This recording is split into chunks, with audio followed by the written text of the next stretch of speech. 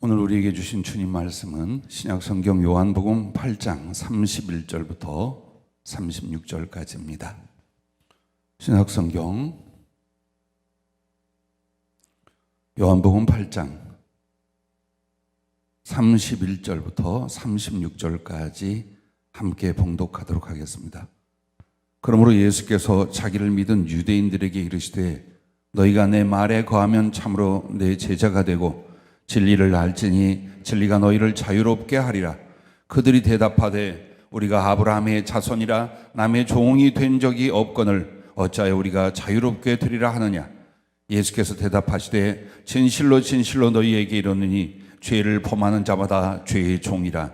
종은 영원히 집에 거하지 못하되 아들은 영원히 거하나니 그러므로 아들이 너희를 자유롭게 하면 너희가 참으로 자유로우리라. 아멘. 오늘 이 말씀을 통해서 자유라는 제목으로 말씀을 주셨습니다.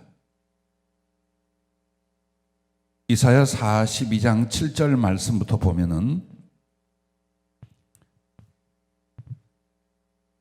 하나님의 백성들이나 세상에 사는 사람들을 향하여 이렇게 말합니다.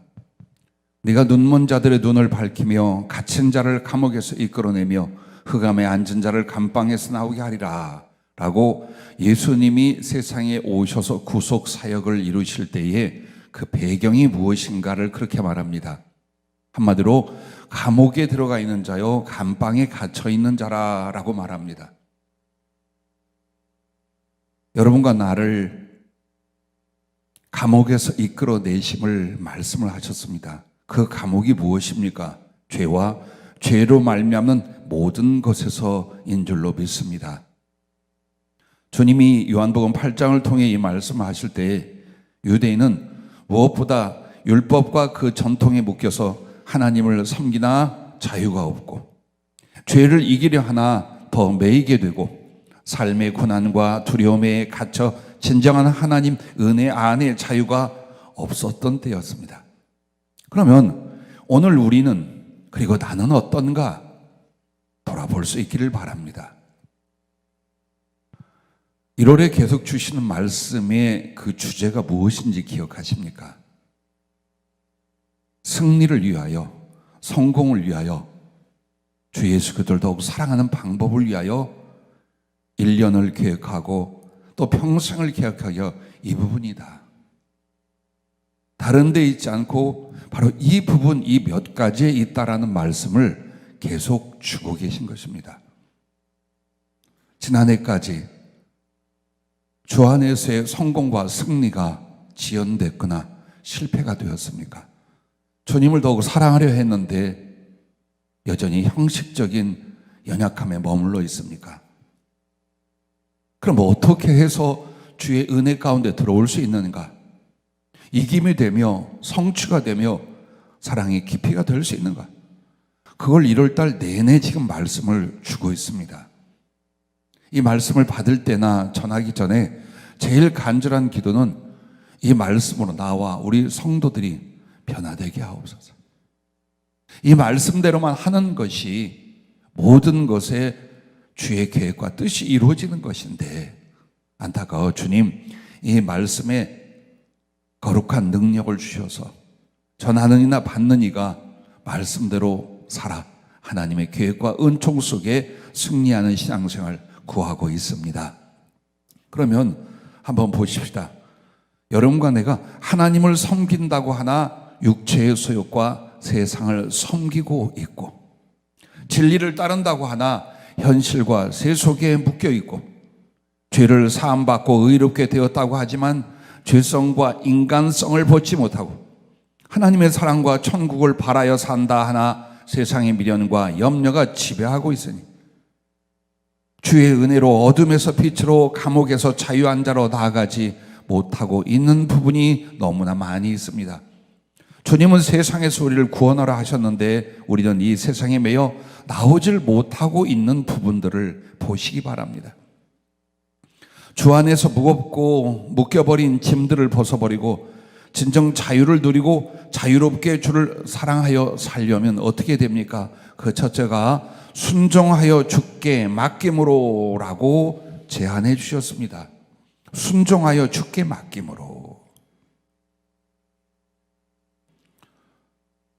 왜 우리는 물질이나 육신이나 죄나 세상에 대하여 얽매여서 정말로 하늘로 날아오르는 영적 자유, 주 사랑을 성취하는 그 거룩한 사랑의 자유 누리지 못하는가?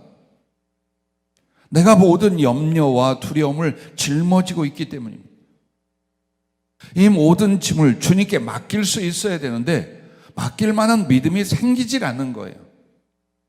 주일 하루도 지키지를 못하고 생활의 염려, 물질의 염려, 모든 부분에 얽매여서 자꾸만 이렇게 하면 안 되지, 신앙생활 이렇게 하면 안 되지 하면서도 나오지를 못하는 이유가 하나님께 내 모든 걸 맡길 수가 없기 때문입니다. 그럼 왜 맡기지 못하느냐? 순종이 결여되어 있기 때문에 그렇습니다.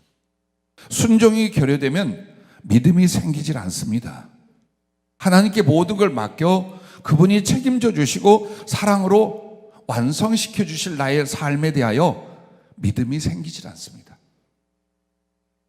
그러므로 여러분, 순종하여 주님께 맡기려면 먼저 진리를 힘써 알라라고 하셨습니다. 여러분이 주님과 그 말씀에 대해서 알면 알수록 믿음이 생기고 순종할 수 있는 거룩한 힘이 일어나기 시작합니다. 그러나 모르면 무엇을 믿고 무엇을 순종해야 될지도 모르지만 어려움풋이 들은 하나님의 말씀을 지킬 만한 힘이 일어나지를 않습니다. 그래서 여러분과 나에게 참으로 하나님께 넉넉히 순종하여 모든 걸 맡기고 즐거이 따라가려면 진리를 힘써 알아야 됩니다. 그리스도와 그 구속과 은혜의 섭리를 말씀으로 깨달아 내게 적용하셔야 합니다. 히브리서 4장 12절 말씀에 보면은 하나님의 말씀은 살아있고 활력이 있어 좌우의 날선 어떤 검보다도 예리하여 혼과 영과 및 관절과 골수를 찔러 쪼개기까지 하며 또 마음의 생각과 뜻을 판단하나니라고 말씀합니다. 한마디로 이 말씀은 쪼개고 나눌 수 없는 것을 하나님 말씀은 쪼개기도 하며 나누기도 하신다라는 말씀이에요. 여러분 보세요. 이 말씀에서 혼과 영과 어떻게 나눕니까? 못 나눕니다. 그리고 그 혼과 영과 함께 관절과 골수, 우리의 몸과 영을 어떻게 나눕니까? 나눌 수 없습니다. 하지만 하나님 말씀은 혼과 영을 나누며 관절과 골수를 나누며 영혼과 육체를 쪼개어 나눌 수 있다는 겁니다. 그러면 이 하나님 말씀을 진리 안에 알아가는 것이 어떤 힘을 줍니까? 한번 보십시오. 하나님 말씀으로 말미암아 자꾸 깨닫고 적용해 나가면 진리와 비진리를 어때요? 쪼개어 나누게 됩니다. 즉 진실과 허위를 구별하고 나누게 하는 힘이 우리 안에 일어나게 됩니다. 의와 죄를 나눕니다. 죄에 얽매여 살던 내가 자꾸만 그 말씀을 받으면 받을수록 의를 향하여 죄를 구별하고 찔러 쪼개는 역사가 일어납니다.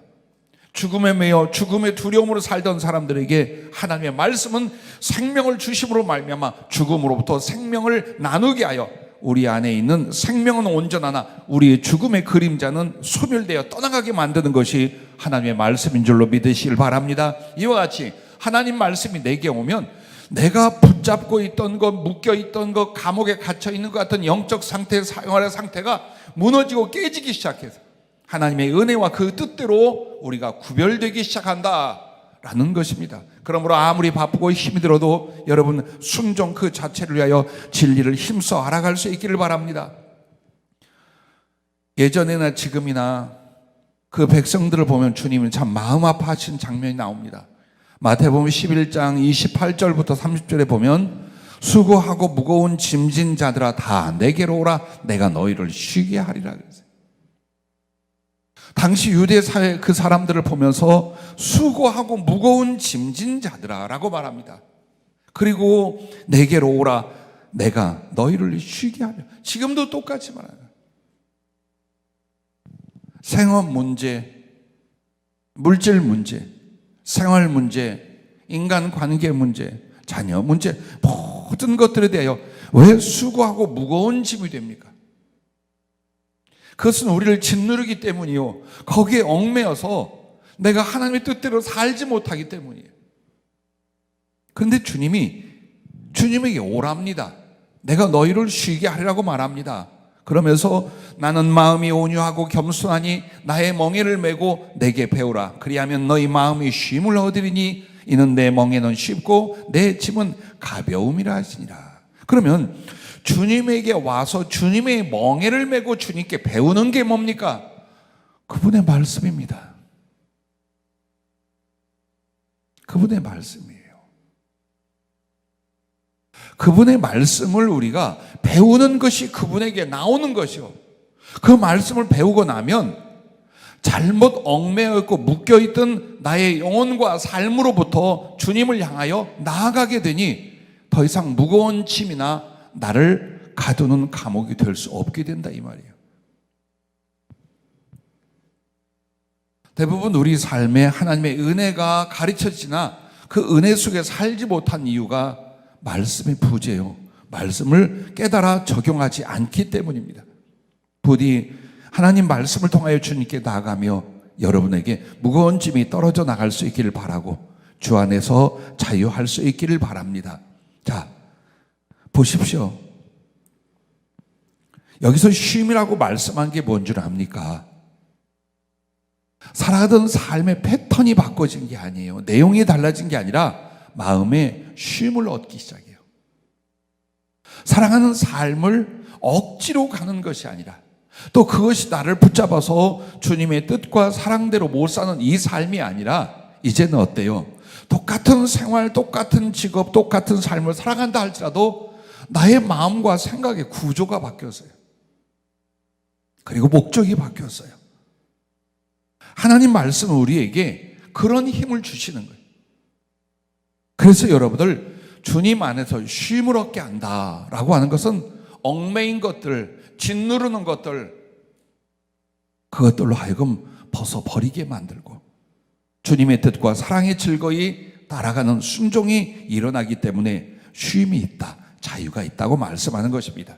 또한 여러분은 순종하여 주께 맡기려면 성령께 순종할 수 있기를 바랍니다. 여러분은 누구나 예수님을 믿고 신앙을 고백하는 정도가 되면 성령을 받았다라고 성경 말씀을 통해 배웠습니다. 그리고 그 성령은 때때로 은사적으로 혹은 감동과 교제 부분에서 우리 안에 나타내심을 경험합니다. 하지만 주님의 성령은 그 정도의 신앙 경험을 위하여 여러분에게 오는 게 아니에요. 주의 성령은요, 여러분에게 구원을 주시고 하나님의 생명과 모든 은혜를 주십니다.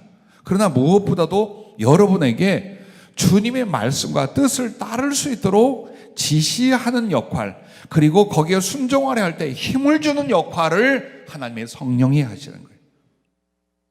그래서 나는 성령을 통해 예수님을 보거나 특별한 경험과 기적 같은 일이 없는데 어떻게 성령께 순종하라는 말인가라고 생각들을 할 수 있습니다. 그 성령의 체험을 하면은 크게 성령을 받았고 잔잔한 감동으로 성령과 교통하면 작은 성령님을 받은 게 아닙니다.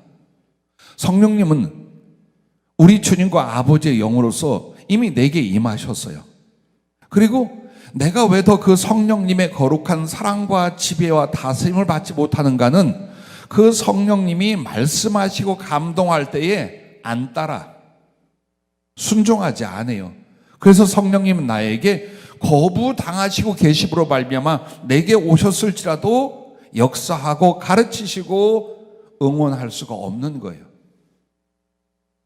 그래서 여러분과 나는 하나님 앞에서 이렇게 사는 게 아니라는 것, 이렇게 살라는 거 성령이 깨우치시고 느끼게 하고 하실 때에 그때 여러분이 어때요? 그 성령께 순종하는 것입니다. 그러면 성령이 나를 가르치시고 말씀하고 감화하는 것과 그리고 내 자아의 존재와 그 속에서 일어나는 내 생각과 감정과 판단 등은 어떻게 구별할 것이냐. 그래서 여러분에게 하나님 말씀이 필요한 거예요. 그 구별을 위해서. 왜? 성령은 여러분에게 말씀하고 감화할 때에 재료가 있어요. 내용이 있어요. 그게 하나님 말씀이에요. 그래서 여러분 안에 하나님 말씀이 적용이 되고 감화가 되고 그리고 자꾸 그 말씀이 생각이 나요. 그게 성령이 하시는 일이에요. 내 양심이 예전에는 이기적이었는데 자꾸만 하나님의 선함을 향하여 작동하고 있어요. 그게 성령이 하신 일이에요. 더 나아가 말씀 잡고 기도하면 이 성령의 감화와 교통과 지시는요, 더 깊어져서 마치 옆에 아버지가 계시듯이, 옆에 사랑하는 친구가 있듯이 교제하고 교통하고 지시하는 데까지 나가게 됩니다. 그런데 중요한 건 이 성령님은 주님에 관하여 가르치고 그 말씀을 풀어주는 역할만 하는 게 아니라 우리가 그 성령께 작은 순종을 지속적으로 하면 그럴 때마다 말씀을 이루고 지킬 거룩한 영적 능력을 강하게 부어주기 시작하고 나의 삶을 바꾸시는 하나님의 변화와 이적을 그 성령이 이루시는 거예요.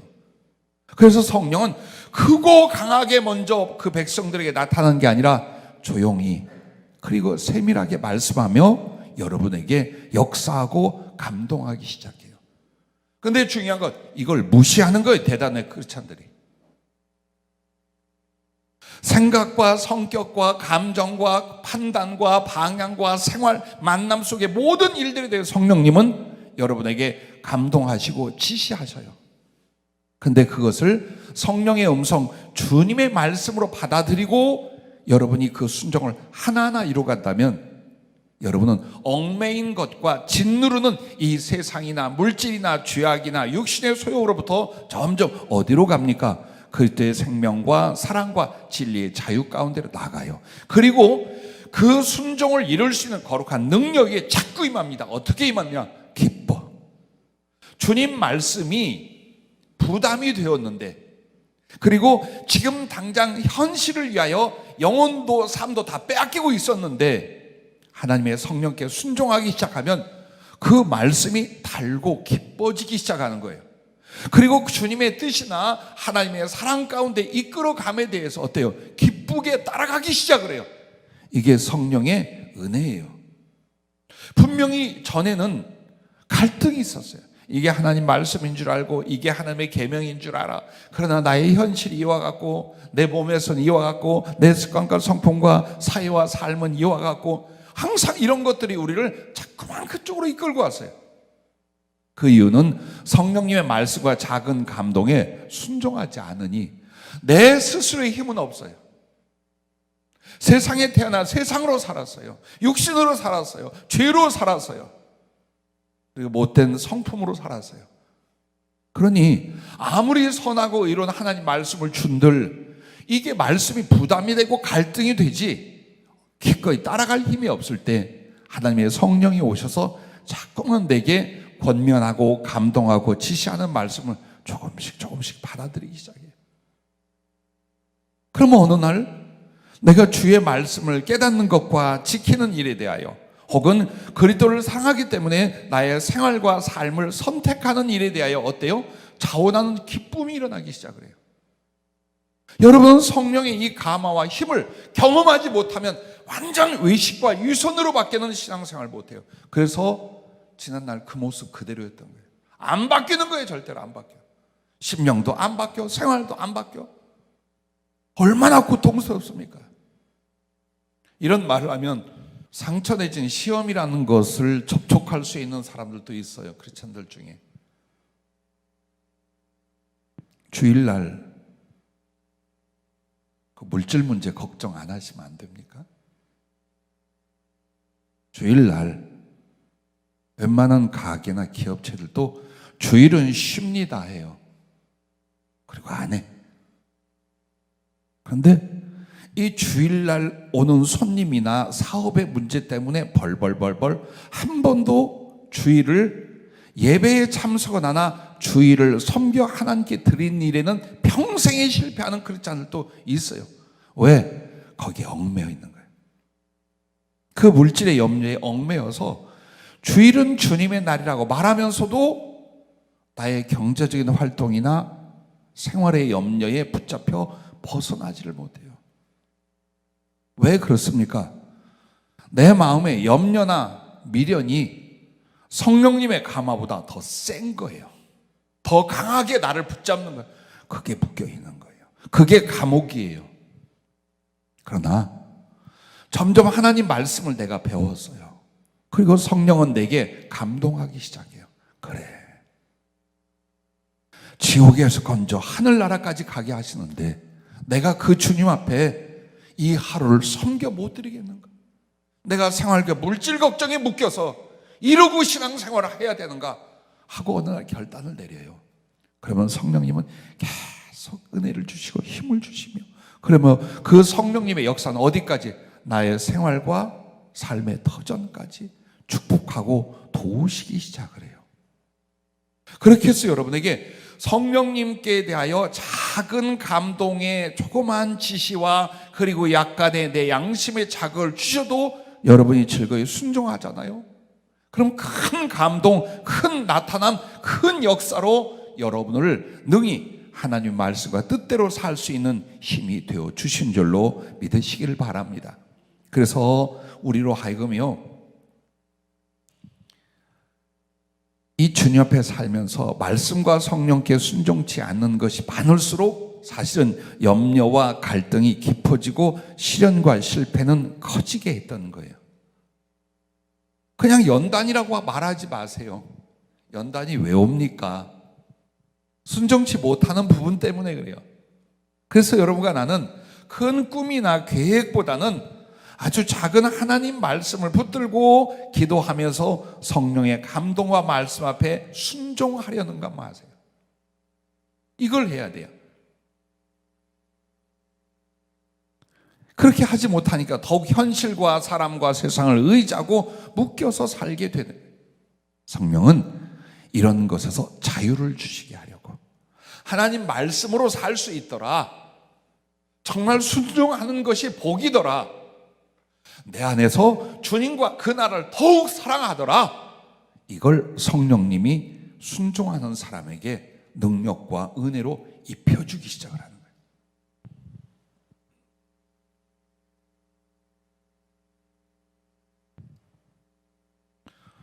민수기 22장부터 꽤 긴 장수로 이 발람에 대해서 나옵니다.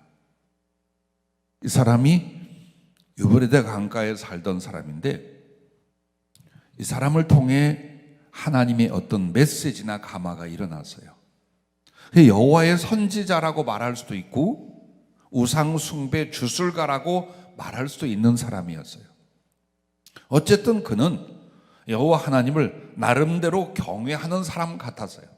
그리고 하나님이 그에게 말씀을 합니다. 근데 모압 왕 발락이 와서 이스라엘을 저주해 달라는 조건으로 큰 복채와 지위를 약속을 합니다. 여기에 흔들리는 거예요. 하나님은 절대로 가지 말고 그렇게 하지 말라고 했어요.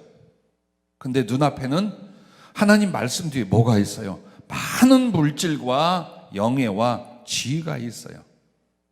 내가 가서 한 번만 하면 엄청난 물질이 들어오고 저 왕이 나를 지극히 높이는 지위를 줄 건데,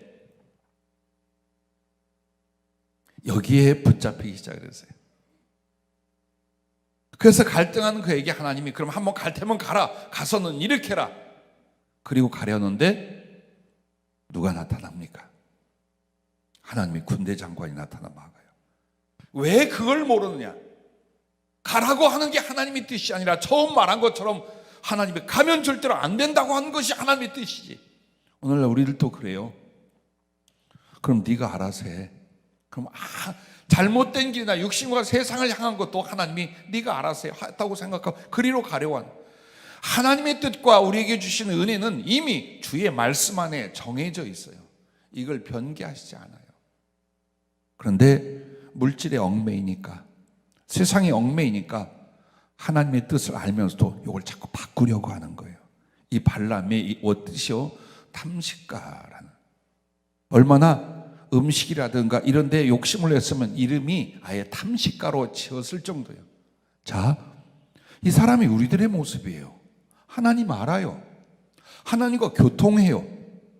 그분이 하나님이신 줄 알고 경외해요. 근데 이제 물질은 뭐냐면 우리를 유혹하는 힘이고, 이 현실 속에서 우리의 어떤 목표가 되기 시작하는 거예요, 물질이. 그럼 그걸 위하여 자꾸 자꾸만 하나님의 말씀과 세상과 타협하려 하고 그쪽으로 치우쳐, 결국 이 사람은 그 물질 문제로 하나님을 거역하게 되며, 동시에 그로 인하여 이스라엘 백성들이 우상 숭배와 음행에 대하여 많은 유혹에 참가하게 됩니다. 즉, 나 한 사람이 흔들리죠. 내가 세상적인 가치관을 가지고 집안에 살죠. 가족이 다 따라갑니다. 내가 이 모양인데 더 나은 자식이 나오며, 내가 이 모양인데 나보다 더 하나님을 경외하는 남편의 아내가 만들어질 줄 압니까? 아니요. 똑같은 영향 다 미치기 시작합니다. 이런 식으로 신앙생활을 하고 이런 식으로 예수 믿어도 된다라는, 그래서 자꾸만 세상을 끌어들이고 현실을 앞세우는 삶이 쫙 퍼져나가기 시작을 해요. 부디 여러분, 물질은 우리에게 필요하며 세상을 살아가는 삶은 필요합니다. 그러나 하나님의 말씀과 은혜로 충분히 가능하다는 것, 우리가 그분께 순종한다면 얼마든지 맡겨도 그분이 실패하고 망하게 두지 않는다는 믿음이 여러분에게 일어날 수 있기를 바랍니다. 그래서 고린도후서 3장 17절 말씀에 보면은, 주는 영이시니 주의 영이 계신 곳에는 자유가 있느니라. 하나님의 성령께 순종하고 교통하기 시작하면, 아유, 내가 왜 그따위로 살았대? 왜 내가 저 썩어질 것 때문에 그렇게 고민했대? 내가 왜 마음으로 쉼이 없고 항상 이 세상을 이렇게 어렵고 힘들게 산대? 주님이 나를 사랑하는데, 내가 이 땅에 주께서 주신 걸로 살지 내 힘과 재수로 사나? 점점 깨닫기 시작해요. 그리고 그 성령의 감화와 위로로 말미암아 뭐가? 세상과 죄에 대하여, 현실에 대하여 자유해지기 시작을 한다. 성경은 그걸 우리에게 말씀을 하는 거예요. 그래서 여러분과 나는요, 주님의 성령이 임하여 죄와 그리고 죄로 인한 세상의 것들로부터 우리를 자유하게 만들었어요. 근데 중요한 건 어떻게 되냐? 여러분과 내가 어떻게 그 성령 앞에 순종하느냐예요. 그리고 여러분의 싸움이 있어요. 내 육신의 소욕 안에서 일어나는 열망이나 바램이나 가치관이나 욕망에 대하여 꺾을 줄 아는 거예요. 이게 성령께 순종하는 거예요. 그리고 그 순종은 하나님께 대한 순종이요, 모든 말씀에 대한 순종으로 넘어가는 거예요. 그런데 우리는 내게 있는 육신과 현실의 것은 앞세우는데 성령님의 거룩한 감동이나 지시에 대해서는 자꾸 묵살을 하는 거예요. 그래서 성령의 사람이 아닌 상태로 살아가는 거예요.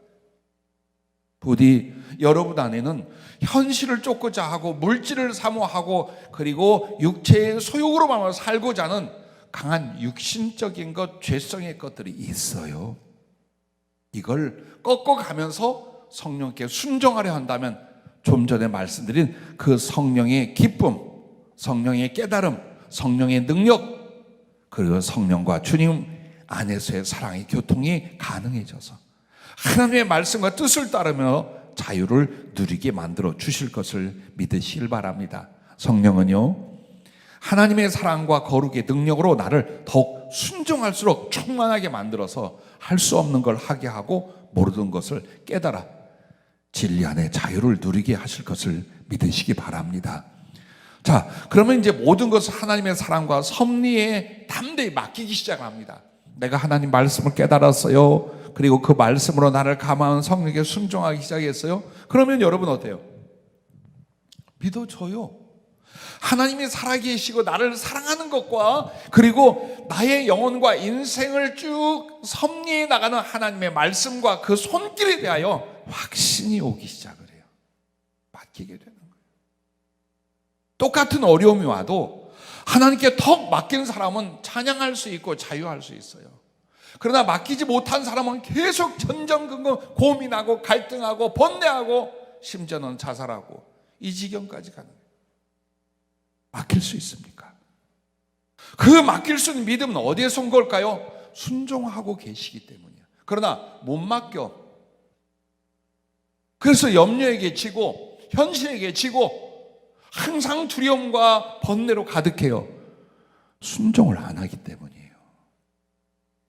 여러분 평생에 그 주신 말씀에 순종을 하게끔 훈련해 왔고 그 속에서 모든 게 다 주어지고 이루어진다는 걸 가르치시려고 주님이 역사하신 거예요. 그래서 오늘 여러분 안에 순종은 다 넉넉히 하나님께 맡길 수 있는 믿음을 준다. 그리고 그 믿음이 바로 주님 안에서 자유인 것입니다. 여러분과 내가 어린아이를 자식을 주셔서 키웠습니다. 그러면 내 자식을 위하여 예배하지 않았던가요? 필요한 것을 먹이고 입히고 공부시키게 하여 얼마나 수고하며 노력하였던가요? 하물며 선하신 우리 아버지 하나님은 여러분을 위하여 그렇게 하시지 않을까요?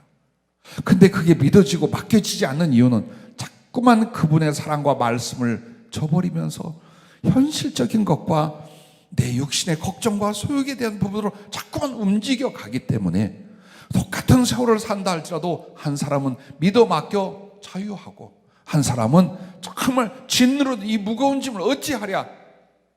그래서 신앙은 형식적이고 현실에 대해서는 영혼마저 빼앗기는 삶을 살 수 있다는 것입니다. 부디 여러분 보세요. 요한일서 3장 21절부터 23절에 보면 사랑하는 자들아 만일 우리 마음이 우리를 책망할 것이 없으면 왜? 순종하니까. 하나님 앞에서 담대함을 얻고 무엇이든지 구하는 바를 그에게서 받나니 이는 우리가 그의 계명을 지키고 그 앞에서 기뻐하시는 것을 행함이라. 보세요. 우리가 하나님 앞에 순종을 하면 하나님을 대하여 마음에 담대함이 있어요. 그래서 하나님 앞에 무엇을 구하고 기도하든지 하나님이 다 이루어주신다 이 말이에요. 왜? 하나님이 기뻐하는 생활과 심령이 돼 있어요. 하나님의 은혜는 하나님 안에서 성공의 원칙은 이거예요. 아무리 노력하고 애쓰고 세상 것으로 살아보려 해도 안 되게 돼 있어요. 그래서 지나간 시절에 더디고 실패가 많았다면 2021년 1월 달에 집중적으로 이거다 하고 주신 말씀들을 가슴에 두며 실천할 수 있기를 바랍니다. 자, 두 번째는 사랑하여 자원함으로 이 부분입니다. 우리가 어떻게 주님 안에 자유를 누릴 수 있느냐? 사랑하여 자원함으로. 그러면 사랑하여 자원함으로 이 부분은 어떻게 우리가 이루어갈까요? 첫째가 그리스도의 사랑을 자꾸 사모하는 거예요.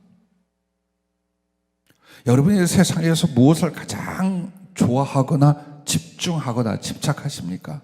그것이 주님의 사랑이 되기를 바라요. 여러분 생각에 여러분을 위해서 십자가에 죽으시고 지옥의 형벌까지 감당하며 여러분을 사랑했던 주님이 여러분에게 무엇을 가장 먼저 알려주시기를 원하겠어요? 내가 너를 사랑한다는 거예요. 우리의 모든 믿음과 신앙생활의 능력과 힘은 어디서 오냐? 그분이 어떻게 나를 사랑하셨는가를 아는 데 있습니다. 믿음도 그래서 자라고, 그래서 사랑도 진실해지고, 꿈과 계획도 그 사랑을 인하여 만들어지는 거예요.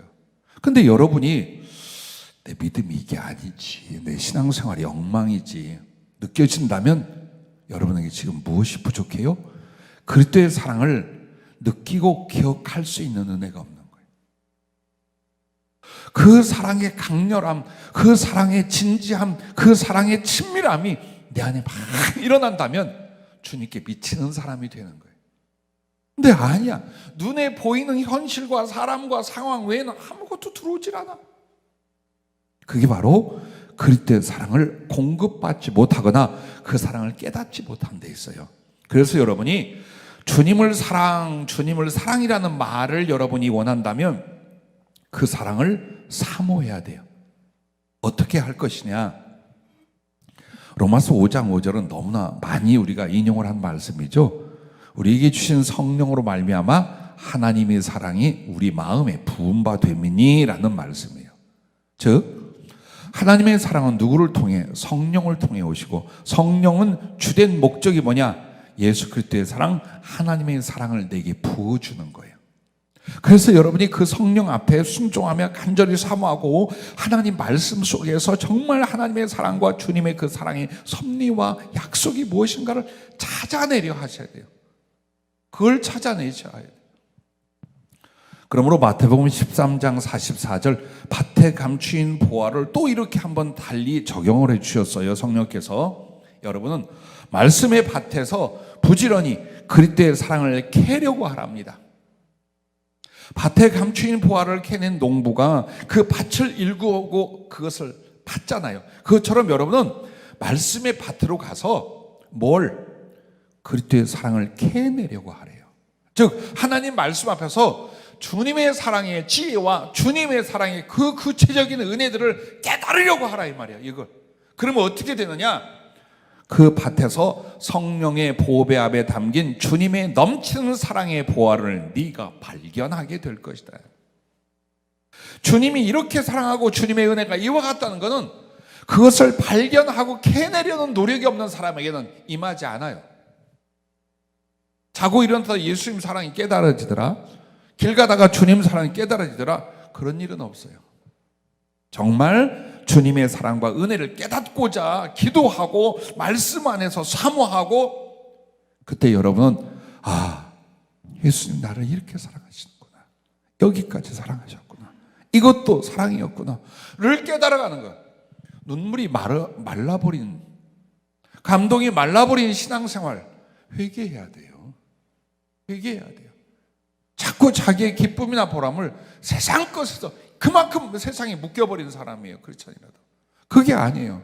진리 안에 성령 안에서 그 주님의 사랑 한 가지가, 그 주님의 사랑 하나 깨달음이 너무 기뻐서 인생을 바꿀 만큼, 심령을 달리 변화시킬 만큼 여러분에게 은혜의 영향을 끼치셔야 돼요. 그 사랑이. 그렇게 하기 위해서 여러분 자꾸 말씀과 기도 속에서 주님 사랑 깨닫기를, 주님 사랑을 내가 알고 가슴에 두기를 사모하시면 그렇게 해 주실 줄로 믿습니다. 자, 보세요. 그 밭에서 보화를 캐낸 농부가 가서 자기의 모든 소유를 팔아서 그 밭을 샀어요. 왜? 그 보화가 그만큼 가치 있기 때문에. 이처럼 여러분이 성령과 말씀 안에서 정말 사모하다가 예수님의 사랑을 발견했어요. 십자가의 은혜, 십자가의 사랑. 알았어요. 그럼 여러분 어떻게 해요? 이 사랑을 성취하고 이 사랑의 주님과 하나 된 사랑을 위하여 나의 모든 걸 팔아버릴 수 있는 거룩한 용기가 그때 일어나는 거예요. 사람의 체질로 그게 바뀌는 게 아니에요. 내가 발견한 예수님의 이 사랑, 내가 깨달은 주님의 이 사랑, 이 사랑하는 주님과 나의 사랑을 이렇게 천국까지 이어가자, 이루어내자, 이걸 위하여 인생과 삶을 거기에 쏟아붓기 시작해요. 여러분, 이게 자유예요. 주님 사랑 알면서, 주님 사랑하려고 하면서 못해. 이 썩어 없어질 세상 것과 물질 때문에 못해. 항상 거기에 매여 사는 거예요. 그래서 여러분과 나에게 그리스도의 사랑을 세상과 현실보다 더 사모하고 갈망하면 부어진다, 깨달아진다. 그리고 그 사랑의 거룩한 힘이 나로 하여금 그 사랑을 주와 나 사이에 이르게 하여 모든 걸 던질 수 있는 자유와 능력을 주실 줄로 믿습니다. 그리하여 모든 일과 생각을 무엇이 그리스도를 기쁘시게 하고 더 사랑하는 것인가를 위해서 결정하고 살아가게 됩니다. 이것이 진정한 자유입니다. 매 순간마다 이게 주님을 기쁘시게 하는 건가? 어떤 것이 주님을 더 사랑하는 건가? 직업을 가져도, 사업을 해도, 연애를 해도, 혹은 공부를 해도, 한번 보세요. 여러분과 나를 뒤돌아보세요. 그 매 순간마다의 결정과 판단들, 왜? 주님 사랑을 경험하고 들었던 그것이 너무 소중해서 우리의 삶은 이와 같이 된다는 것입니다. 그러므로 위선도 억지도 유혹도 나를 가두고 묶어둘 수가 없게 되는 줄로 믿습니다. 자, 그러므로 말미암아 진정한 영혼과 인생의 자유는 사랑하기에 사랑의 소원대로 마음껏 그 사랑을 이루는 것이라고 성령은 표현해 주셨습니다. 보세요. 주님을 사랑해요. 주님 이렇게 사랑해요. 그리고 이런 사랑을 이루기 원해요. 근데 말은 하고 마음은 있는데 삶은 그게 아니야. 인생은 그게 아니야. 육신적인 내 자아가 원하는 대로 가고 있고 세상의 흐름에 나의 신앙과 영혼 먼저 빼앗기고 있고 이렇게 있어요. 그 점점 더 아픈 거예요. 주님 사랑합니다 하려고 하면 자꾸 이게 뭐가 땡겨. 부끄러워. 자신이 없어. 자꾸만 땡겨. 이렇게 사는데 10년을 이렇게 살고 30년을 이렇게 살고 죽을 때가 돼도 이 모습을 벗지를 못하는, 억울하지 않아요? 그런데 자신에게 분노가 일어나지 않아요? 왜 이렇게 살아? 내가 왜 이렇게 살아? 그렇게 주님의 은혜와 사랑을 받고 그 구원의 감격과 확신을 가지고 천국을 간다는 내가 왜 이렇게 살아? 거룩한 혁명이 여러분과 나에게 일어나야 됩니다. 근데 그것을 이룰 수 있는 게 뭘까요? 주님에 대한 사랑이에요. 그래서 여러분과 결국 내가 점점 위선과 묶여있는 것에서 정말 자유로 가까워지는 게 뭐냐? 내 마음에 주님을 사랑하고자 하는 열망과 소원을 그대로 따라 사는 거예요. 막지 못해. 그 무엇도 내가 주님을 이렇게 사랑하려고 하는 것을 막거나 잡을 수 없어. 이게 자유예요. 이게 자유할 수 있는 능력이에요. 주님 그렇게 사랑해 드리겠다면 다 하는 거야. 내가 주님 이렇게 기쁘시게 해야지. 내 마음에 일어나서 해내는 거야. 무엇이 어떤 문제가 되고 유혹이 되고 상관없이 가. 그게 그리스도의 사랑의 강건함에 붙잡힌 심령. 그래서 여러분과 내가 자꾸 말씀과 성령으로 주님 사랑을 알아라. 그리고 여러분 안에 일어나는 정말 주님 사랑을 이루기 위한 것으로 목적을 삼고 방향을 삼고 그리고 잘라낼 거 잘라내고 나가보라 이 말이에요. 그러면 결국엔 어떤 모습이 돼요? 내가 주님을 사랑해 드리려는 것은 아무것도 막지를 못하는 영혼의 상태, 심령의 상태, 삶의 모습이 되더라. 할렐루야. 성령은 우리에게 이것을 가르치시고 권면하셨습니다. 그러므로 바울의 사랑의 자유를 빌립보서 1장 20절부터 보면은 이렇게 말합니다.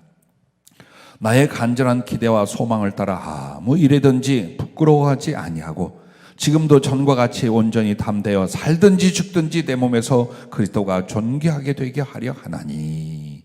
자, 이 말씀을 보면은 사도 바울은 지금 빌립보 지역 감옥에 갇혀 있어요. 빌립보에 편지를 보내며 로마에 갇혀 있는 몸이에요.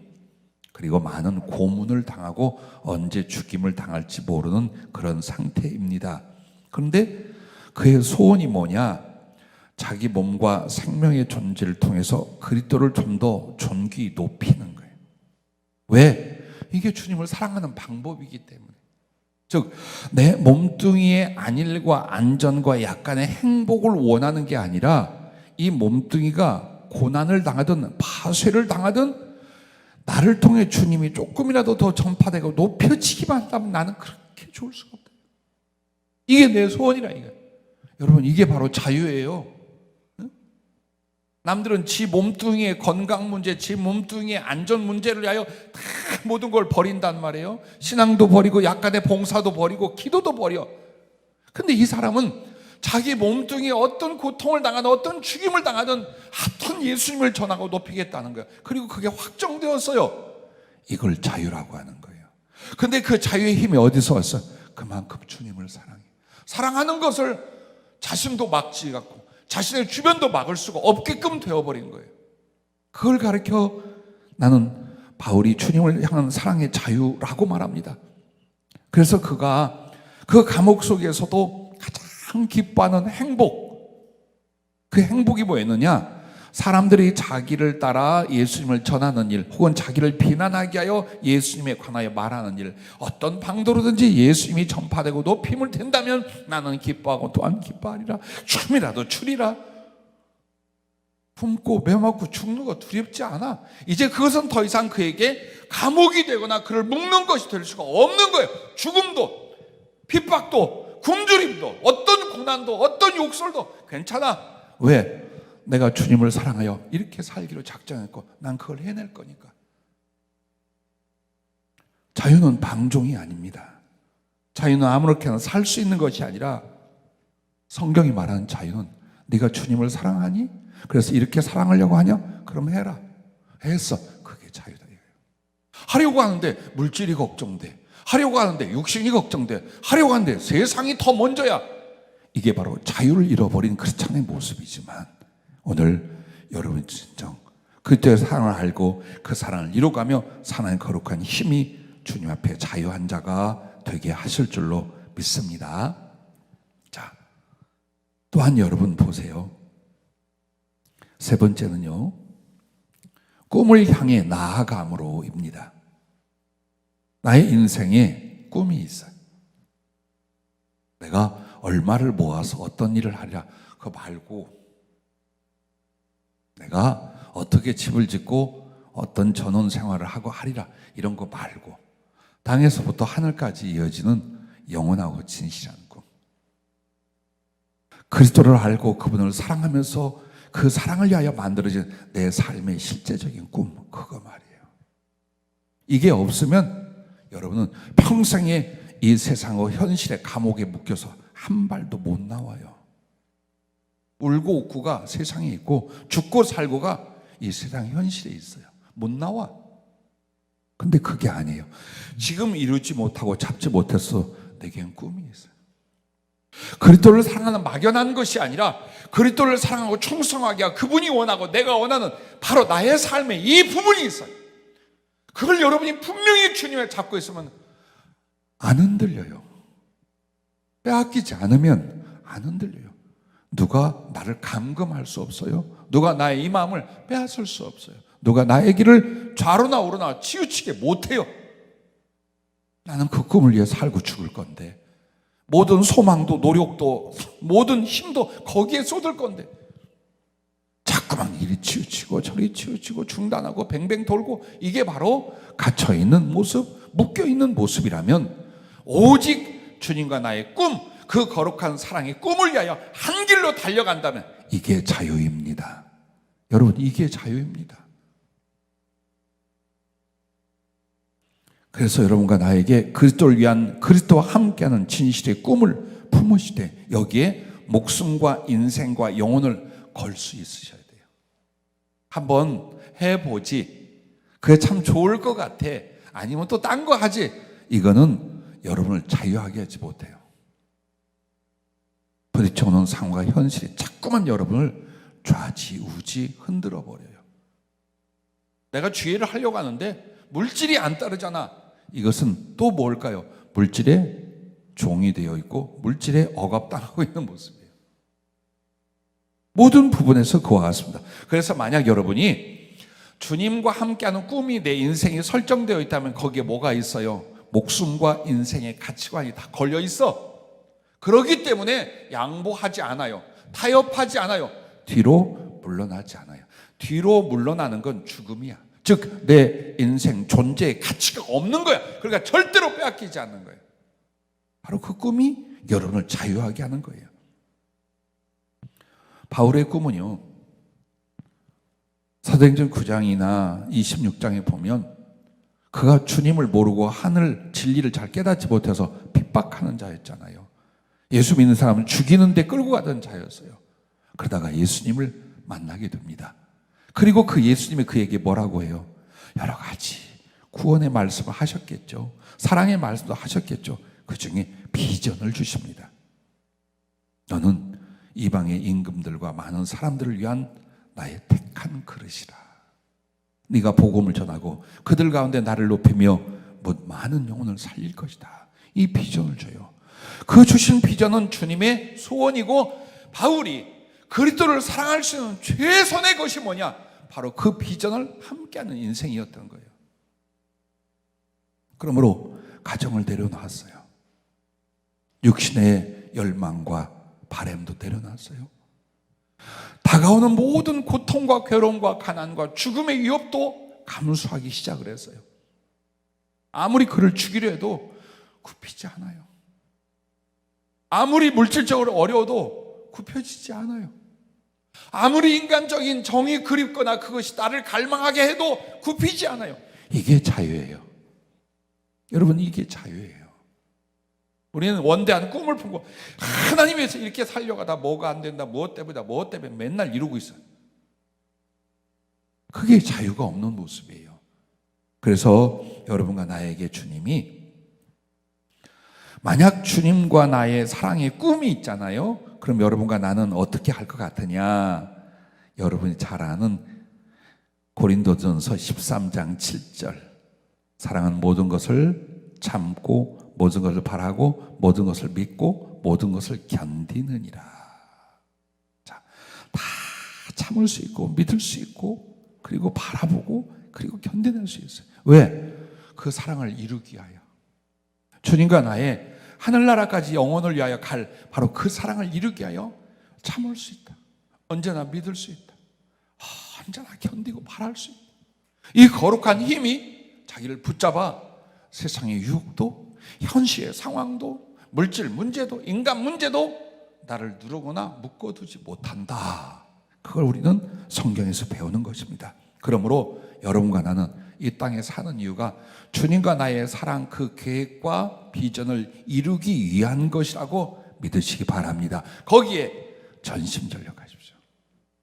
꿈은 있는데 왜 나는 자꾸 좌우로 흔들릴까? 꿈은 있는데 난 이런 것 저런 것에 정말 힘이 들고 붙잡혀 있을까?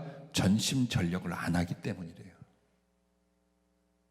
거기에 모든 걸 다 쏟아야 돼요. 그러면 그것을 성취하시는 하나님의 은혜도 보겠지만 나의 마음이, 나의 길이 얽매이지 않는다. 세상 것에게 나를 빼앗기지 않는다. 그것은 전심전력할 때 일어날 것이라 라고 말했습니다. 그리하면 어떤 일이나 사람이나 상황에 상관없이 주님과 나의 꿈을 위해 한 길을 달려가는데 그게 바로 자유예요. 여러분, 누가복음 10장에 나오는 마르다와 마리아 이야기 아시죠? 주님이 오셨어요.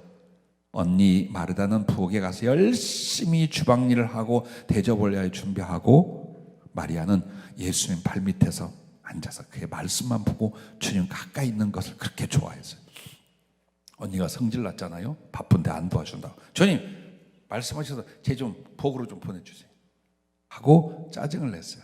그때 주님이 뭐라고 했냐면,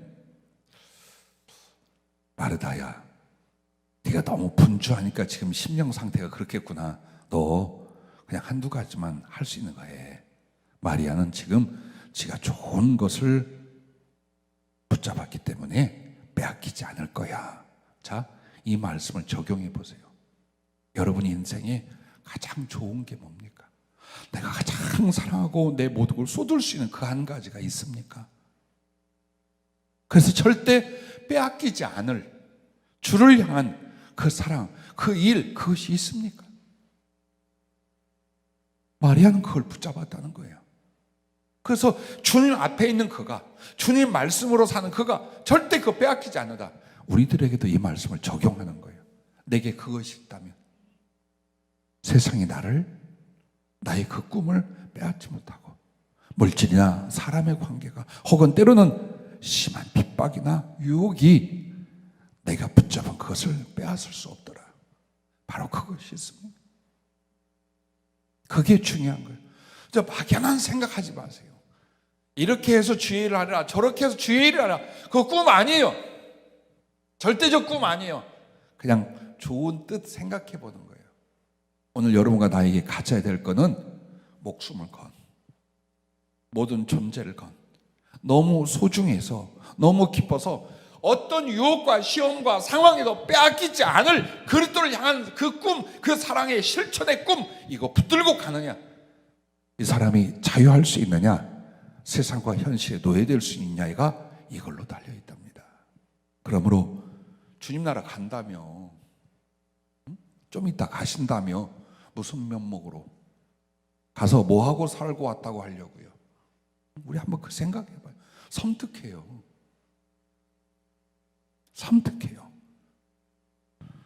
꽤 많은 분들이 죽어서 실제 사망 진단을 받고 죽어서 천국에 갔다가 하나님의 메시지와 뜻을 전하여 살아난 사람이 굉장히 많아요. 그런데 그 중에 어느 목사님은 이 간증하는데 충격을 받았어요. 그게 뭐냐면, 와서 주님을 반갑게 반기려 하는데 주님이 나 너 모른다. 나 너 모른다 그랬어요. 그래서 자기가 아는 꽤 유명하고 큰 대형교회 목사님들을 줄줄이 댔더니 모른다고 그러시더래요. 그리고 돌아가서 전해주라고 그래요. 그래서 우리나라 교회사에 굉장히 어떤 변화가 잠시 일어났던 때가 있어요. 오늘 여러분과 내가 주님 앞에 할 때 나 너 모른다 그러면 어떡할 거예요? 자신 있어요? 이렇게 살고도. 이렇게 세상이 얽매이고 종되고 현실과 죄와 육신의 소욕에 붙잡혀 살다가 주님 앞에 나갈 수 있고 주님 앞에 가서 어떡할 거예요? 여러분과 나는 똑같은 세상 것에 노출되어 있어요. 그러나 여러분 앞에 담대히 말할 수 있는 건 나는 완전하기 때문이 아니에요. 내게 먼저 주신 이 말씀을 나는 기꺼이 받아들이기 때문이에요. 그리고 그렇게 살고 그렇게 죽고자 각오가 됐기 때문이에요. 부디 여러분, 가장 좋은 것은 주님이 여러분과 나를 데려가는 거예요. 그것이 짧을런지 길런지 오늘 밤일런지 내일인지 몰라요. 그때 주님이 원하는 게 주님을 사랑하게 하여 자유했던 사람들, 정말 마음껏 주님을 사랑하고자 한 대로 사랑했던 사람들, 그 사람을 안아줄 것이며 보좌 오른편에 올려놓을 것입니다.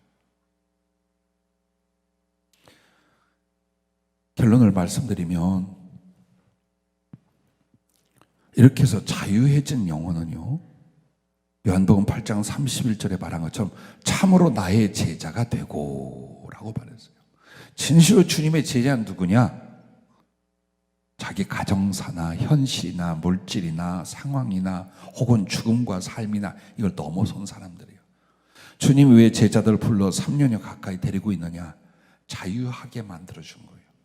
그리스도 때문에 그리스도와 함께하게 하여 나의 지나간 그리고 실제 삶의 모든 것으로부터 자유하게, 말씀이 있으면 되고 영생이 있으면 되고 그리스도를 사랑할 수 있으면 되는 바로 그 자유를 위하여 불러주셨어요. 여러분과 내가 주님의 제자라면 자유해야 돼요. 그러면 이렇게 자유한 영혼으로 우리가 점점 성화되어 가면 첫째, 평안하고 담대해진다는 겁니다. 생각해봐요. 염려도 갈등도 두려움도 이미 다 이겼어요. 이 가슴에서는. 그래서 항상 잠깐 흔드는 감정의 요동은 있겠지만 한번 뱃속에서부터 우러나오는 그리스도로 말미암은 평안함과 담대함, 이것이 그 영혼 중심에 있다 이 말이에요. 여러분과 내가 잘 아는 다윗이 자유할 때 사울이 죽이려 하고 많은 사람들이 그를 죽이려고 할 때도 그는 어때요? 항상 하나님을 찬양하고 그 은혜를 노래했어요. 시편이 다 그래. 근데 그가 자유를 잃어버려요. 밧세바 사건, 우리아 사건으로 말미암아 정말 하나님 앞에 자유를 잃어버리고 육신의 소욕이, 죄가 그를 잡아버렸을 때 그에게 일어난 게 뭡니까? 환난과 근심과 고통뿐이었어요. 우리들도 마찬가지입니다. 어찌하여 내가 평안하고 주 앞에 담대히 살아갈 수 있는가? 얽매일 게 없어진 거예요. 그래서 점점 주님 앞에 부끄러울 게 줄어든 거예요. 자, 두 번째는 더욱 거룩해진다는 겁니다. 이거 잊지 마십시다. 세상적인 성공과 축복에 대해서도 설교할 수 있고 그걸로 여러분 위로할 수 있어요. 그러나 여러분과 나는 이 세상에 사는 그 시간, 생명의 이유가 더 거룩해져가는 과정을 밟게 하기 위해서예요.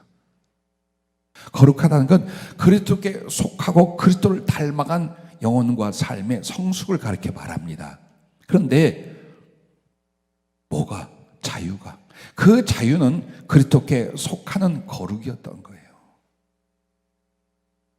그러므로 정말 주 안에서 자유가 없다는 건 여전히 죄나 세상이나 육신에 얽매여 살았다는 뜻이요. 여기서부터 자유했다는 건 이미 그리스도에게 더욱 깊게 들어가고 그리스도에게 온전히 속해져 있는 상태, 진리와 성령 안에 있는 상태가 됐다라는 것입니다. 이스라엘 종과 노예로 애굽에 있다가 모세를 통하여 그들을 탈출하게 한 것, 왜? 자유를 주기 위해서 그랬어요. 종과 노예 반대 말은 자유자, 자유예요. 한마디로 여러분과 나에게 하나님의 모든 부르심과 섭리는 뭐냐? 자유하게 하는 거예요.